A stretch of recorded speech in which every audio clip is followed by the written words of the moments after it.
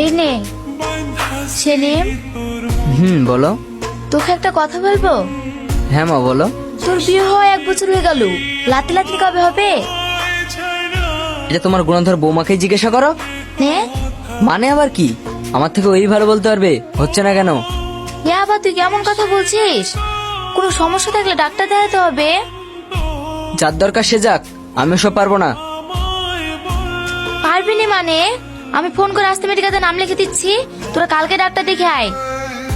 ঠিক আছে, তোমার কথা যখন সবকিছু হচ্ছে, এটা আবার বাকি থাকবে কেন?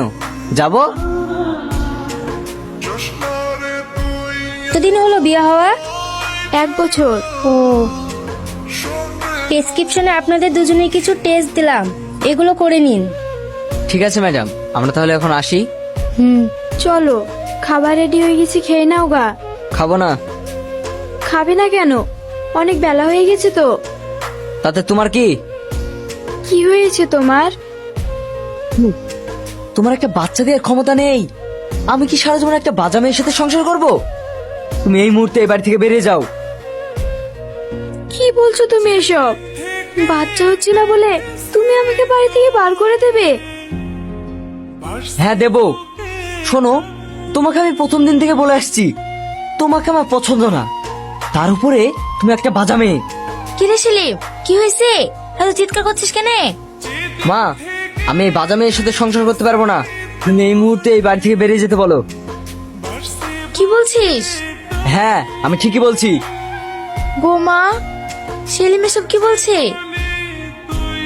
এই বাড়ি থেকে।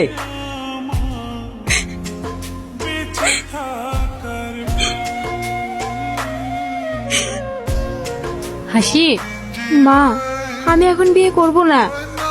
শোন মা, আমার বান্ধবীর ছেলে চাকরি করে, অনেক টাকা ইনকাম, তুই ওখানে সুখেই থাকবি।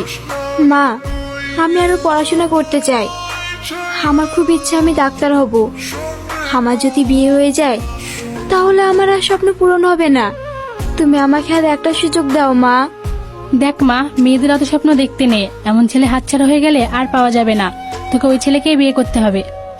মা, হ্যাঁ, তুই ওখানে সুখেই থাকবি, আর আমার বান্ধবীও খুব ভালো, তোকে নিজের মেয়ের মতন করে দেখবে।